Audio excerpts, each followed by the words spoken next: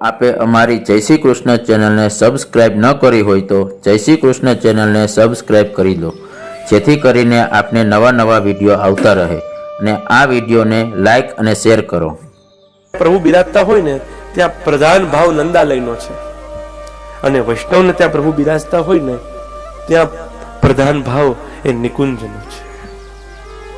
बहु ध्यानथी समजजो।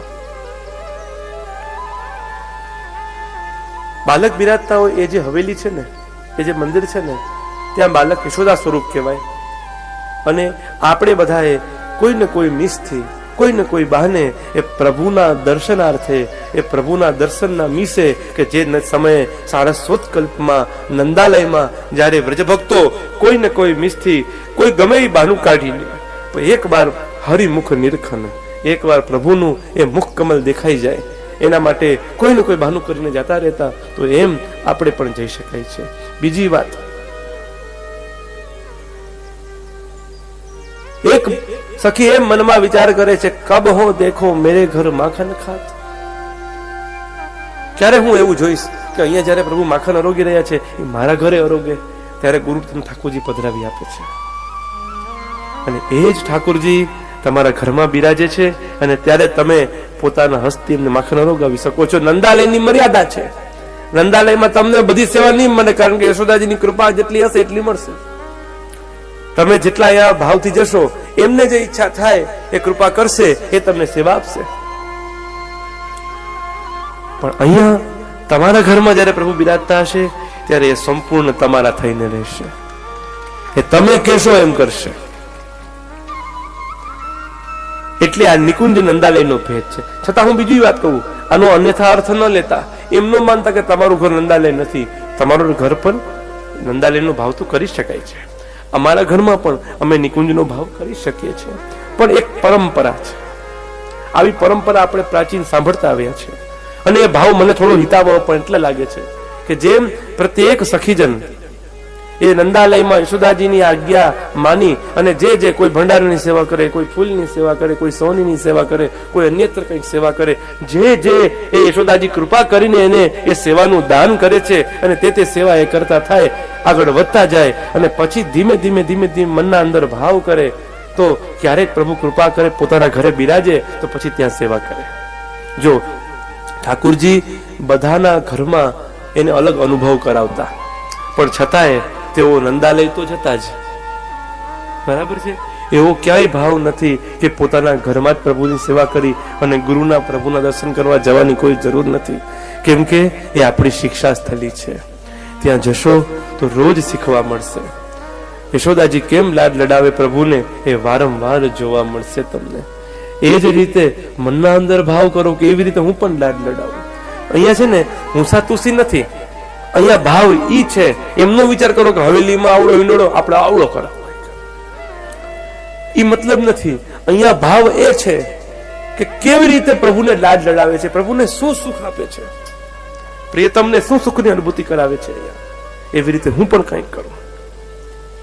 અહીંયા આટલા ફુવારા કર્યા, સહસ્ત્ર ફુવારાઓ ઉષ્ણકાળના અંદર ચાલી રહ્યા છે, પ્રભુને એમાં સુંદર સુંદર ગુલાબની સુગંધ આવી રહી છે, ચાલો હું પણ આવું કંઈક કરું, એથી મારા પ્રભુને પણ પ્રસન્નતા થાય, મારા પ્રભુને પણ કંઈક આનંદ થાય।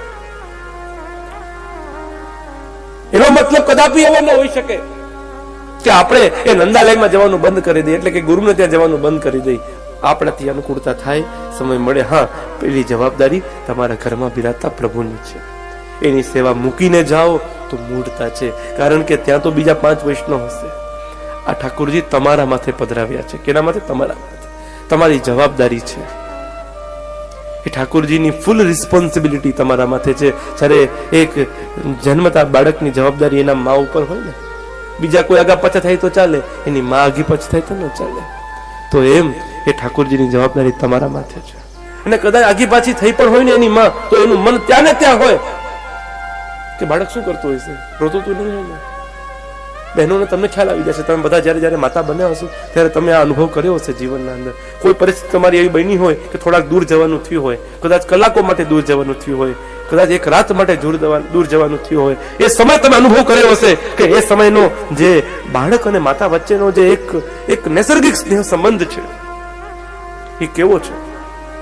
બસ કંઈક એવો જ આભાસ આના અંદર થશે. આનાથી વધારે જ છે, પણ is one type of tailor. એ ખાલી ટ્રેલર છે. એ સમયે તમને જે લાગણીઓ, જે ઉર્મિઓ તમારા હૃદયના અંદર ઉમટતી હોય, એ સમય તમને જે વિચાર આવતા હોય કે મારું બાળક શું કરતો હશે, અત્યારે એને ભૂખ લાગી હશે, એવા અનેક વિચારો આવતા હોય. અને ત્યારે ને ત્યારે એ જ પરિસ્થિતિના અંદર જયારે ભગવાન તમારા માટે બિરાજતા હોય, તો તમારા અંદર એ જવાબદારી હોવી જોઈએ કે ના, મારા પ્રભુ માટે હું તત્પર રહું. કેટલા લોકો આપણે વિચાર એમ કરી પ્રભુને ક્યાંક પધરાવી દઈએ, પછી નિશ્ચિંત થઈ જાય. બહારગામ ગયો છું, ચલો સૂતક લાગ્યું છે, તો બેદી માટે પ્રભુને ક્યાંક પધરાવ્યા છે, પછી લેવા જ ન હોય 3-4 દિવસથી. એ કે બીજા 2-4 કામ છે ને પતાવી લો, કે પછી કરો. વિચાર કરો. આ જ વસ્તુમાં જો નિધિ સ્વરૂપની કાલે વાત કરી હતી ને, આ જ વસ્તુ તમને તમે ક્યાંક બહારગામ ગયા હોય ને, અને તમારું જોખમનું સામાન ક્યાંક મૂકી ગયા હોય ને કીધું 2 દી સાચવજો, હું આવીશ, તમે 3જે દીએ પહોંચી જ જશો. જોજો, તમે અનુભવ કરજો કે હવે 2 દિવસ તમે વિચાર નહીં કરો, ભાલ ને કામ પતાવી 2 દી પછી લઈ આવી, ઘરનો જ છે ને. ના, ત્યારે તમને એ ચિંતા થતી હશે કે શું કર્યું છે, તૂટી ડી ગયા હોય તાળા, બધું મારું દાગીનું એમને પડ્યું છે ને 50 વિચાર આવે, દોડતા પાછા જઈએ, એટલે બધું એમ કેમ છે ને, આ ભાઈ એમ કેમ લઈ જા, પાછું આવી. ત્યારે બધા વિચાર આવે આપણને, કેમ? નિધિ, ખજાનો. તો બસ આપણા સ્વરૂપને આપણે નિધિ, ખજાનો માનવા માંડીએ ને, ત્યારે આપણને થાય, ત્યારે આપણને એ વસ્તુ થાય. ચિંતા થવા લાગે કે પ્રભુને બરાબર બધી વસ્તુ કરી. આપણે કાનબાઈના પ્રસંગના અંદર આવે છે કે કાનબાઈ ઠાકોરજીને ક્યાંક બહાર ગયા છે, એટલે પધરાવી ગયા હતા, અને એક બેટીજીને ત્યાં પધરાવ્યા, અને એ બેટીજી પોઢાડતા ભૂલી ગયા ઉતાવળમાં, રોજની ટેવ નહીં, કદાચ કોઈ કારણોસર પોઢાવતા ભૂલી ગયા. ઠાકોરજી એકલા સિંહાસનમાં બિરાજે, અને બીક લાગે, બાળક છે નાનું, ડરપે. પછી કાનબાઈને સ્વપ્નમાં જતાવ્યું કે હું તો અહીંયા અકેલો હું और बहुत डरपत हूं, और मुझको पुड़ायो भी नहीं है, मैं तो ऐसे ही सिंहासन में बैठा हूं, डरपत हूं बहुत. ત્યારે કાનબાઈ ગયા, ઝઘડો કર્યો બેટીજી સાથે, કેમ તમે મારા લાલાને ન પડાડ્યા. આવી અનુભૂતિ આપણને પણ થવી જોઈએ, જ્યારે આપણે તો નિશ્ચિંત થઈ જાય છે, સાવ નિશ્ચિંત, કોઈ ચિંતા જ નથી, કરશે આ થોડો કરી લેશે. એક બીજો પ્રશ્ન જે મને સમાજ ઘણી વાર મને પૂછતો હોય છે, કેટલા લોકોની અંદર એવી માન્યતાઓ છે કે ઠાકોરજી કોઈ વૈષ્ણવના માથે પધરાવ્યા હોય ને, માની લો કે કોઈ મોટી ઉંમરના વડીલ છે, બાપા છે, માજી છે, એમને પ્રભુ પધરાવ્યા છે, અને જયારે એમનું દેહાવસાન થાય ત્યારે એમના બાળકો સેવા પધરાવતા હોય, ત્યારે ઘણા વૈષ્ણવ આવીને કાન ભંભીરી જાય, તમારે પાછા પૂછતાવા પડશે, તમારે પાછા પૂછતાવા પડે. ઠાકોરજી, મારી બુદ્ધિ પ્રમાણે મૂર્ખતા છે. પ્રભુને વારંવાર પૂછતાવાના ન હોય, કેવલ આજ્ઞા માંગવાની. સમજાય છે વસ્તુ? યાદ રાખજો ખાસ. આપણા સમાજમાં આનો પ્રચાર પ્રસાર છે ખૂબ. કેટલા લોકો એમ માને છે કે ઠાકોરજી આપણે પુસ્તક કોઈ પાસે કરાવડાવ્યા હોય, અને પછી ઘણા તો એમ કે અમને તમારામાં કહેતા હોય, મને નથી ખબર, ઘણા તો એમ કે બાલક લીલામાં પધરી જાય ને તો પાછા પૂછતાવાના. આવું ન હોય, એ મૂળતા છે. પ્રભુને પુષ્ટ કરવાનો એક જ વાર હોય. પ્રભુ પુષ્ટ થઈ ગયા એટલે સાક્ષાત નંદરાજ કુમાર થઈ ગયા છે. એ જ તમારા માથે બિરાજે છે. પછી એ પેઢીઓથી એની સેવા ચાલતી રહે, જે અમારા ઘરમાં ચાલતી રહે એમ તમારા ઘરમાં ચાલતી રહે. અમે કોઈ દી પુષ્ટાવતા નથી, તમારે શું પુષ્ટાવાના હોય? જેમ ક્રમ ચાલુ છે એમ ક્રમ ચાલુ રાખો. હા, કોઈ સેવા ન કરતું હોય, એના ભાગમાં સેવા આવે તો આજ્ઞા માંગવા જવું. સેવા કૃતિર ગુરોરાજ્ઞા બાધનંબા હરિચ્છયા. આ શબ્દને ખાસ ધ્યાન રાખજો. સેવા છે ને એ ગુરુ આજ્ઞા અનુસાર કરવી, અને બાધનંબા હરિચ્છયા. આપણે બધા ઘણા થોડાક બહુ વધારે પુષ્ટિ માર્ગમાં વડીલ થઈ જાય ને, એટલે એમ માને કે ઘડી આજ્ઞા લેવા ન જવાનું, આપણને ખબર જ હોય બધી. પછી આજ્ઞાને ગૌણ માને, અને ઘણા એમ કે ભાઈ આજ્ઞા માંગવા જે ન આપે તો એના કરતા કરવું જ નથી. એને ખબર હોય, હોશિયારી કેટલી જો તમે, એને ખબર છે કે આપણે આ કરશું એટલે આપણા ગુરુ ના પાડશે, એટલે ના પાડશે એટલે કદાચ જવું જ નહીં. આપણે આપણા મનથી કરવા લાગો ફેરફાર. પ્રભુ પ્રસન્ન નથી. એક વાત બહુ સ્પષ્ટ કહું, એક તો જ્યાં તમે આજ્ઞા લેતા હોય ત્યાં નિષ્ઠા પૂર્ણ કરો. જો એમની આજ્ઞા તમારા જીવનમાં શક્ય ન હોય તો જે વલ્લભ કુલની આજ્ઞા તમને શક્ય લાગતી હોય તમારા જીવન માટે એક નિશ્ચિત કરો. પછી આપણો બધો સગવડિયો ધર્મ કેવો કે ભાઈ આજે આ બાબા આજ્ઞા કરી, હવે આ બાબા બરાબર રેડી, હવે બીજે દિવસે પછી મેં કઈ જુદી આજ્ઞા કરી, આ બરાબર નહીં, આપણે બીજે જાઓ. આવી રીતના જે દલ બદલું, રોજ બદલા બદલી થાય, આ મૂળતા છે. જે વસ્તુ જ્યાં આજ્ઞા, આપણે જે કોટીના જીવ વસ્તુ, જે લીલાના જીવ વસ્તુ, જે નિકુંજના જીવ વસ્તુ ને ત્યાં આપણો આપોઆપ આપણું મન ખેંચાતું જશે. તમે જોજો, તમારે જવું નહીં પડે, આપોઆપ કોઈ બાળકના અંદર સહેજ પ્રીતિ થઈ જશે. તમને ઓટોમેટિક આપણને એમ થાય કે અહીંયા જ જવું છે. આ વસ્તુ બહુ સમજવા જેવી છે. આપણે બધા જ લોકો મનના અંદર વિચાર કરીએ છીએ કે છોટો બડો ન જાનીએ સબ હી એક સ્વરૂપ, વલ્લભ કલ્પતરુ में फल्यो और फल लग्यो विठलेश, और बालक सब शाखा भये जाको पार न पावत शेष. આ બધા જ વલ્લભનો પરિવાર છે. એના અંદર કોઈ જ દ્વૈત બુદ્ધિ કે ભેદ બુદ્ધિ કરવી મૂળતા છે. પ્રત્યેક વલ્લભ કુલનો બાલક એ વલ્લભ સમાન જ ગણવો. એના અંદર ભેદ બુદ્ધિ થાય તો એ આપણી મોટા મોટી મૂળતા છે. જેમ ઠાકોરજીમાં ભેદ નથી તેમ વલ્લભમાં પણ ભેદ નથી. એ બંને સમાન હોવા જોઈએ. એમ વૈષ્ણવના અંદર પણ ભેદ બુદ્ધિ ન હોય. આસક્તિ હોવી એ બહુ જુદી વાત છે. ક્યાંક વધારે મન જાય, ક્યાંક વધારે પ્રીતિ થાય, એ જુદી વાત છે. મોટા મોટી વાત કહું એક સરસ, ઘણા લોકો એમ વિચાર કરે કે જ્યાં બ્રહ્મ સંબંધ લીધું હોય ને ત્યાં જ પૂછતાવા પડે ઠાકોરજી. આ મૂળતા છે. આપણને જ્યાં મન થાય, આપણને જ્યાં ભાવ થાય. હવે મારું બ્રહ્મ સંબંધ કોઈ લીધું હોય અને કોઈ બીજા કઈક દૂર દૂર રહેતો હોય અને ત્યાં વલ્લભકુલ બિરાજતા હોય અને પ્રભુ કૃપાથી એને ધીમે ધીમે અહીંયા જતા જતા એના ભાવે આવી ગયો હોય, એને પુષ્ટિ માર્ગ સમજાવવા માંડ્યો હોય, પણ દોડીને મારા પાસે આવવાનું એને જરૂર નથી કોઈ. ભલે એને મારા પ્રત્યે કોઈ સહેજ ગુરુભાવ હોય, ક્યારેક ક્યારેક દંડવત કરવા આવતો હોય તો ભલે આવે. મારા દ્વારા દીક્ષા મળી હોય તો એને એક ઓલું હોય ને માણસને કે અહીંથી મને દીક્ષા મળી તો થોડુંક એના પ્રત્યે સહેજ સહાનુભૂતિ હોય આપણને, એક ભાવ હોય. સહાનુભૂતિ ન કહેવાય પણ એક સહેજ ભાવ હોય. એ વાત જુદી છે. પણ આગ્રહ નો રાખવો જોઈએ, ધરાર હઠાગ્રહ નો કરવો જોઈએ.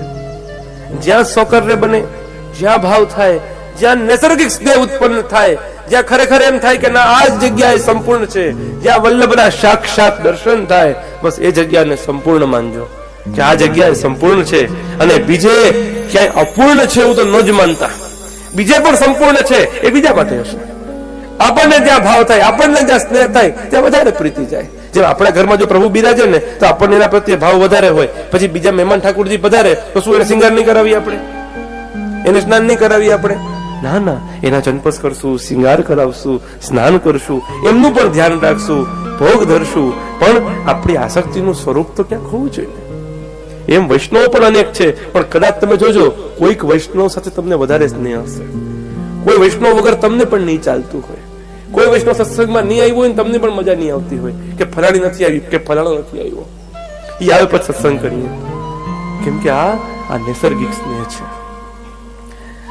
252-84 वैष्णव की वार्ता के अंदर मिलता है कि दो वैष्णव आपस में चर्चा करने 2 दिन 3 दिन 4 दिन निकल गए, देहानुसंधान ही नहीं है, એને ખબર જ નથી કેટલો સમય થઈ ગયો, કેમ કે એમનો લીલાનો સંબંધ છે જેના કારણે એની પ્રીતિ એટલી બધી ગાઢી છે। તો એવી જ રીતે હું એક જ વાત કહું કે વલ્લભ કુલ કે વૈષ્ણવ કે ઠાકોરજી આ બધાના અંદર ભાવ સમાન અને ક્યાંક આસક્તિ આવશ્યક છે, એટલા માટે કે જેથી ભાવ વિચ્છિન્ન ન થઈ જાય। અલગ અલગ આજ્ઞાઓ આવે તો આપણે ગભરાઈ ન જઈએ, ક્યાં જવું, શું માનવું શું ન માનવું, એના અંદર ભેદ ન થાય એટલા માટે।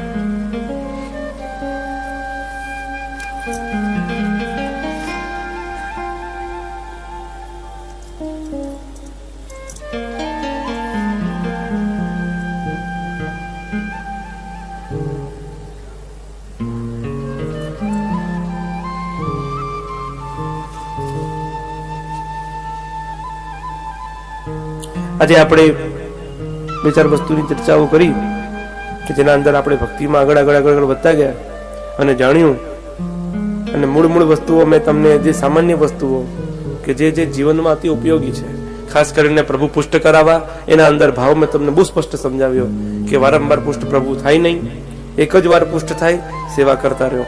બીજી વાત, મિશ્રી ભોગ ઠાકોરજી પુષ્ટાવ્યા હોય પછી સખડીમાં જુદા પુષ્ટાવાના ન હોય, કેવલ આજ્ઞા માંગવાની હોય. બરાબર, આ પણ જરૂર કાળજી રાખજો. અને ઠાકોરજીમાં ભેદ બુદ્ધિ ન કરતા, મિશ્રી ભોગના ઠાકોરજી જુદા, અંસખડીના કંઈક એનાથી ઊંચા, સખડીના એનાથી પણ ઊંચા, અને બાળકોના એનાથી પણ ઊંચા, અને શ્રીનાથજી સૌથી સિરમોર. આ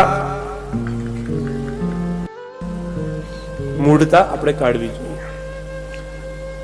બીજું એક નવું જાણવા મળ્યું, એ થોડીક વાર પહેલા મળ્યું ને હવે ચિઠ્ઠી દ્વારા મળ્યું.